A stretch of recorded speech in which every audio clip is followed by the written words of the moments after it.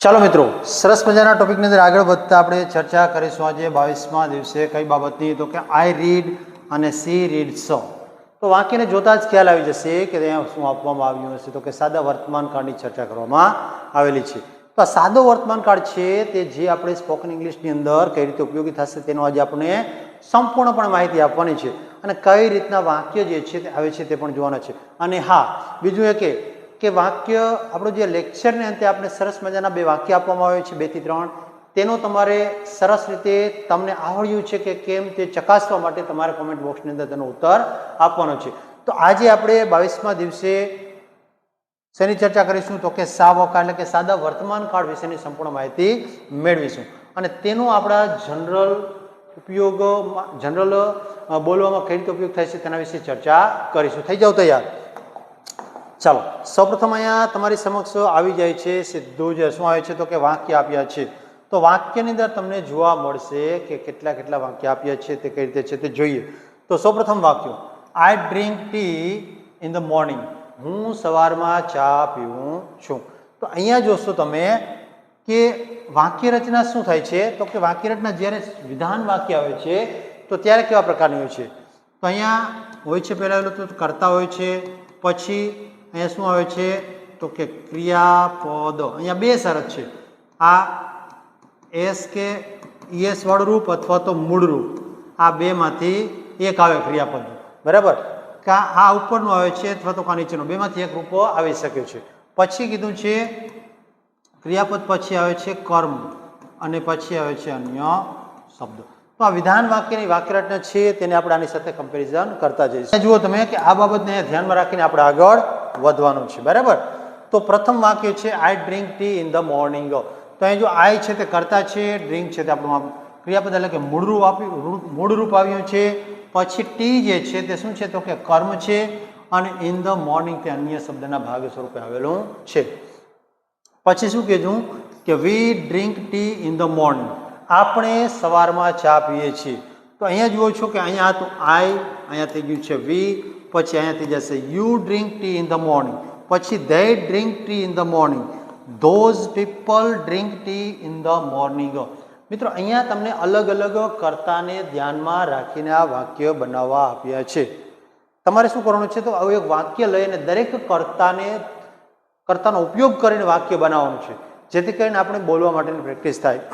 કઈ રીતે તમને અહીંયા કીધું કે આઈની જગ્યાએ કહ્યું, ચાલો મનીષા ડ્રિંક ટી, પછી my friends drink tea. Manisha તો ડ્રિંક્સ આવી હશે એની આગળ ચર્ચા આવે છે, બરાબર. તો આ પ્રમાણે તમારે વાક્ય બનાવવાના છે દરેકના. પછી અહીંયા બીજી કોઈ ક્રિયા લઈને બનાવો. આપણે એમ કહીએ કે you it an apple every day, you it an apple every day. પછી અહીંયા they go to school in the morning. તો આ રીતે દરેક વાક્ય જે છે તેને અલગ અલગ કર્તાને ધ્યાનમાં રાખીને શું કરવાનું છે, તો વાક્યનો ઉપયોગ કરવાનો છે. અને હવે આને ધ્યાનમાં રાખીને જ્યારે એસ કે એસ ક્યારે આવે છે તેના વિશેની ચર્ચા આગળ કરીએ આપણે, બરાબર. તો અહીંયા જુઓ જોઈએ બીજું વાક્ય નંબર 1, એને શું કીધું, he drinks tea in the morning. તમે જોશો મિત્રો કે પાછળનું વાક્ય ડ્રિંક્સ ટી એ બધું સેમ છે. અહીંયા તમને કરતા એક ચેન્જ કરવામાં આવ્યો છે. પછી she drinks tea in the morning, it drinks tea in the morning, Rahul drinks tea in the morning, પછી my mother drinks tea in the morning. તો અહીંયા તમે જોશો કે દરેકે દરેક ક્રિયાપદને અંતે શું લાગેલું છે, તો કે એસ લાગેલું છે, બરાબર. તો અહીંયા આપણે યાદ શું રાખવાનું છે મિત્રો, ખાસ યાદ રાખવાનું છે કે જ્યારે કર્તા તરીકે ત્રીજો પુરુષ એકવચન હોય, શું હોય, એટલે કે ત્રીજો પુરુષ એકવચન હોય ત્યારે શું આવે છે, તો કે ક્રિયાપદનું એસ કે એસ વાળું રૂપ લાગે છે. આના સિવાય ક્રિયાપદનું શું લાગે છે, તો કે મૂળ રૂપ આવે છે. તો ત્રીજા પુરુષ એકવચનમાં સમાવેશ કોનો થાય, તો કે ઘણી વખત આપણે ચર્ચા કરેલી છે, તેમ છતાં જોઈ લઈએ. તો કે હી એટલે કે પુરુષવાચક માટે, પછી સી છે તે સ્ત્રીવાચક માટે, અને ત્યાર પછી છે ઈટ છે તે નપુંસક જાતિ એટલે કે નાન્યતર જાતિ માટે, પ્રાણી પક્ષી પશુ કંઈ પણ આવી શકે છે. અને આના સિવાયનું શું આવે છે, તો કે એક વચનનું નામ. કોઈ પણ એક વચનનું નામ લઈ લેશો તો તે પણ ત્રીજો પુરુષ એક વચન છે. અહીંયા જુઓ, રાહુલ છે એ ત્રીજો પુરુષ એક વચન છે, માય મધર એ ત્રીજો પુરુષ એક વચન છે, તો આ પ્રમાણે આ એસ કે ઈએસ ક્યારે વપરાય છે તે ખાસ યાદમાં રાખીશું.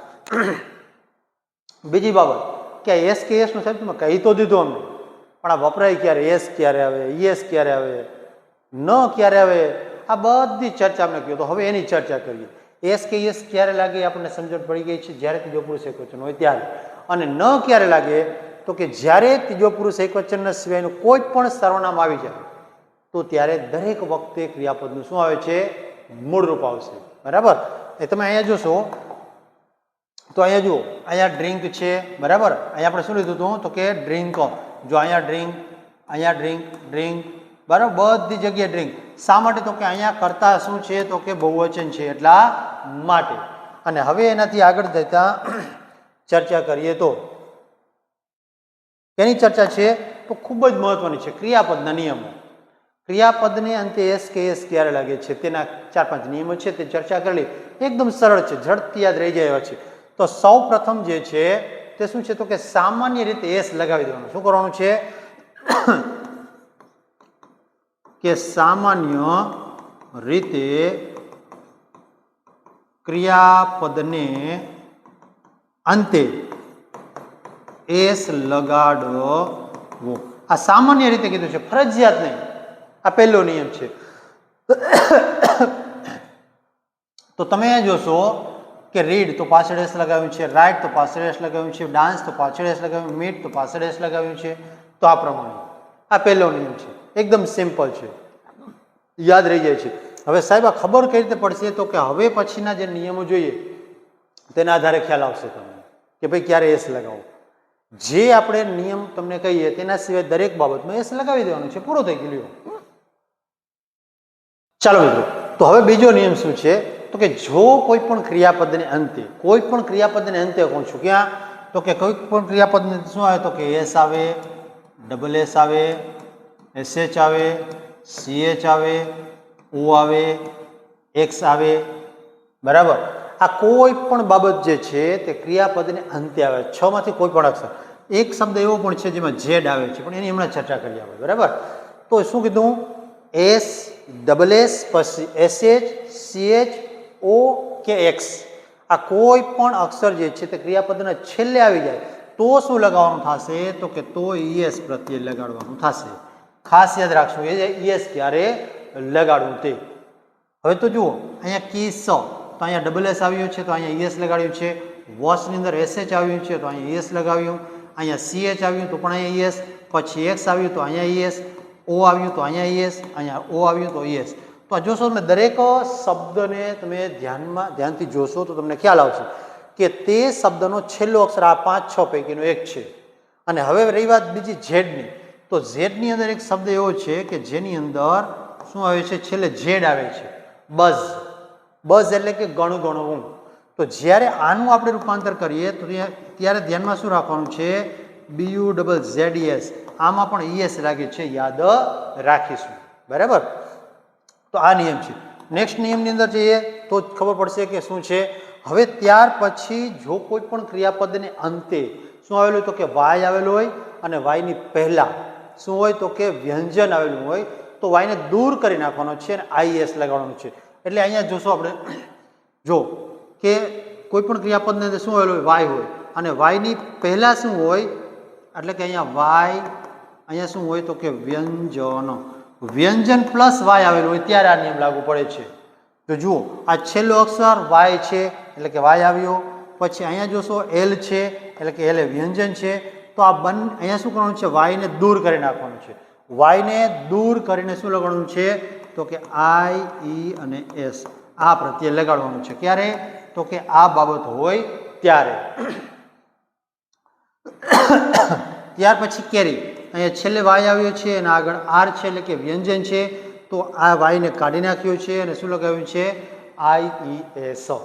પછી ક્રાયમાં પણ એ પ્રમાણે વાય અને આર, તો આમાં ક્રાઇસ થઈ ગયું છે. તો આ બાબત ખાસ યાદ રાખીશું આપણે. અને ત્યાર પછી આ નિયમ, આ એકદમ સરળ છે. જો કોઈ પણ ક્રિયાપદ આવે અને તેનો પણ છેલ્લો અક્ષર શું હોય તો કે વાય જ હોય, પણ વાયની પહેલા અહીંયા જો હતું શું હતું, વ્યંજન પ્લસ વાય હતું ને. હવે અહીંયા આવી રીતે હોય કે સ્વર પ્લસ વાય, તો તો માત્ર શું લગાવવાનું થશે તો કે માત્ર એસ લગાવવાનું. ત્યારે IS નહીં, ES નહીં, શું લગાવવાનું? ખાલી એસ લગાવવાનું. જો અહીંયા પ્લે તો પ્લેઝ, સ્ટે તો સ્ટેઝ, પે તો પેઝ. દરેકની અંદર તમે જોશો કે વાય છે અને વાયની પહેલા શું છે તો કે સ્વર છે, એટલા માટે માત્ર શું લાગ્યો છે તો કે એસ લાગ્યો છે. તો આ નિયમને આપણે સાદા વર્તમાન કાળને ધ્યાનમાં રાખીને યાદ રાખવાનું છે.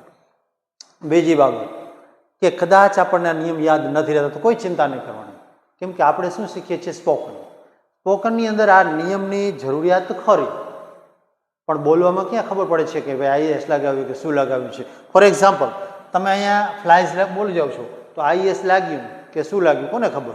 પછી અહીંયા પ્લેઝ તો વાયનું IS કર્યું, કોઈ ખ્યાલ નથી. પ્રોનાઉન્સિએશનમાં નહિવત તફાવત પડે છે અને તે આપણે બોલવામાં ધ્યાનમાં આવતો નથી. બરાબર? તો એટલે આ નિયમને યાદ રાખી લેશું આપણે. હવે સાદા વર્તમાન કાળને ઓળખવા માટે ઘણા શબ્દો છે. અહીંયા એક તમારી માહિતી માટે આપીએ છીએ, કદાચ યાદ ન રહીએ તો જરાય ટેન્શન લેવાની જરૂર નથી, કેમ કે આ શબ્દ જે છે તે આપણે ઘણી વખત ઉપયોગમાં લેવાના છીએ અને ઓટોમેટિક યાદ રહી જશે. અહીંયા કીધું ઓલવેઝ, ઓલવેઝ એટલે કે હંમેશા, એવરીડે અથવા ડેલી એટલે દરરોજ, ઓફન. અહીંયા મિત્રો ખાસ જોજો, આનો ઉચ્ચાર થાય છે ઓફન. તો અહીંયા ટી જે છે તે સાયલન્ટ જે છે. આના વિશે જાણો તો આપણા શોર્ટ્સની અંદર આનો વિડીયો આપેલો છે એકદમ નાનો, અને તેની માહિતી આપેલી છે. એટલે કે ઘણીવાર અથવા તો વારંવાર, યુઝવલી અને જનરલી એટલે કે સામાન્ય રીતે, સમટાઈમ્સ એટલે કે ક્યારેક, પછી સેલ્ડમ અથવા તો રેરલી એટલે કે ભાગ્યે જ, નેવર એટલે ક્યારેય નહીં, અને નોર્મલી, શું કીધું? નોર્મલી તો સામાન્ય રીતે. તો મિત્રો આ શબ્દ જે છે તેને જરૂર પૂરતા યાદ રાખવાનો પ્રયત્ન કરશું આપણે. ચાલો નેક્સ્ટ જઈએ અને હવે આ વાક્ય જે છે તેની ફરી વખત ચર્ચા કરી. આપણે જે અગાઉ કર્યા છે તેવી અહીંયા માત્ર વાક્યને આપણા અભ્યાસ અર્થે રીડ કરવાના છે, સાંભળવાના છે અને બોલવાના છે. પ્રથમ વાક્ય શું છે તો કે આઈ ડ્રિંક કોફી એવરી મોર્નિંગ. હું દરરોજ ચા પીઉં છું. દરરોજ ક્યારે? તો કે દરરોજ સવારે. પછી C walks to school every day. તેણી દરરોજ સ્કૂલ ચાલતી જાય છે. અહીંયા જુઓ મિત્રો શું આવ્યું છે તો કે શા માટે? તો કે અહીંયા ત્રીજો પુરુષ એકવચન છે અને અહીંયા આઈ હતું તો ક્રિયાપદનું મૂળરૂપ આવ્યું છે. પછી ધ સન રાઇઝિસ, અહીંયા એસ કે એસ લાગ્યું છે. રાઇઝ આપણો મૂળ શબ્દ છે તો અહીંયા એસ લાગેલું જોવા મળે છે. પછી the sun rises in the East. They play soccer on weekends. તો અહીંયા ધે, અહીંયા મુખ્ય ક્રિયાપદ આવ્યું છે. સોકર રમે છે ક્યારે? તો કે વીકેન્ડ ના દિવસે. પછી વોટર બોઇલ્સ એટ 100°C. તો અહીંયા એસ લાગ્યું શા માટે? વોટર છે તે ત્રીજો પુરુષ એકવચન, સિંગ્યુલર નાઉન છે એટલે. ચાલો ત્યાર પછીની ચર્ચા કરીએ તો શું છે બીજા વાક્ય. આને પણ આપણે બોલતા જઈશું. He teaches maths at a local school. બરાબર? ત્યાર પછી the train leaves at 8 AM. Train જે છે તે 8 વાગ્યે જાય છે, એટલે કે ત્યાંથી નીકળી જાય છે. પછી વી સ્ટડી ઇંગ્લિશ ટુગેધર. આપણે અંગ્રેજી સાથે અભ્યાસ કરીએ છીએ. પછી my cat sleeps on the sofa. મારી બિલાડી જે છે તે સોફા ઉપર સૂવે છે. Birds fly in the sky. પક્ષીઓ આકાશમાં ઉડે છે. તો અહીંયા મિત્રો દરેક વાક્યને આપણે બોલવાનું છે અને આપણા અભ્યાસની અંદર લેવાનું છે. ચાલો નેક્સ્ટ. હવે આપણા ગુજરાતી વાક્યમાંથી અંગ્રેજી વાક્યમાં રૂપાંતર કરીએ તો હું દરરોજ વહેલો ઉઠું છું. તો શું કીધું? હું એટલે કે આઈ, વહેલો ઉઠવું એટલે ગેટ અપ. અહીંયા ગેટ્સ અપ નહીં, શું કહીશું આપણે? Get up. શા માટે? તો કે ત્રીજો પુરુષ એકવચન નહીં, આપણી પાસે કરતા શું છે? હું એટલે કે પ્રથમ પુરુષ એકવચન છે, એટલા માટે આપણે કહીશું I get up early. Early ક્યાં? તો કે in the morning. In the morning. I get up early in the morning. બીજું વાક્ય, સૂર્ય પૂર્વમાં ઉગે છે. તો આપણે શું કહીશું? The sun. The sun. ઉગવું એટલે રાઇઝ. અને હવે સૂર્ય એક વચન છે, એક જ છે, તો અહીંયા એસ લગાવીશું. The sun rises in the east, in the east, આ પ્રમાણે. પછી ગાય દૂધ આપે છે તો શું કહીશું? The cow, the cow gives milk, the cow gives a milk. પછી પક્ષીઓ આકાશમાં ઉડે છે. પક્ષીઓ એટલે કે birds, birds fly in the sky. બરાબર. અમે રોજ નિશાળે જઈએ છીએ તો શું કીધું અહીંયા? અમે એટલે કે વી, જઈએ એટલે ગો ટુ, ક્યાં? Go to school. ક્યારે જઈએ છીએ? તો કે દરરોજ, એટલે કે રોજ એટલે કે એવરી ડે, એવરી ડે, રોજ એટલે કે એવરી ડે. પછી મારી માતા સ્વાદિષ્ટ રસોઈ બનાવે છે તો માય મધર, માય મધર. કેટલા પુરુષ છે? તો કે ત્રીજો પુરુષ. તો શું આપણે કહીશું અહીંયા? મેકની જગ્યાએ makes. My mother makes tasty, tasty food, રસોઈ એટલે કે ફૂડ. તો મિત્રો આ વાક્ય જે છે તે રીતે તમારે અંગ્રેજી બનાવવાનો પ્રયત્ન કરતું રહેવાનો છે. ચાલો નેક્સ્ટ વાક્ય નંબર 7. છોકરાઓ મેદાનમાં ક્રિકેટ રમે છે તો શું કીધું? છોકરાઓ એટલે કે બોયઝ, બોયઝ પ્લે ક્રિકેટ, ક્યાં? તો કે on the ground, on the ground, આ પ્રમાણે. પછી બીજું વાક્ય, તે રોજ સવારે ચા પીવે છે. તે એટલે કે હી અથવા સી આપણે લઈ શકીએ. આપણે લઈએ હી ડ્રિંક, પણ અહીંયા ત્રીજો પુરુષ છે એટલે આપણે શું લગાવીશું? એસ, એટલે કે હી ડ્રિંક્સ ટી. ક્યારે? તો કે રોજ સવારે, તો આપણે કહીશું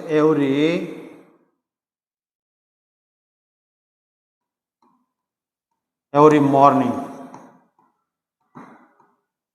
ચાલો પછીનું વાક્ય છે અમે સાથે બેસીને જમીએ છીએ. તો અહીંયા શું કીધું? અમે એટલે કે વી ઇટ્સ ટુગેધર.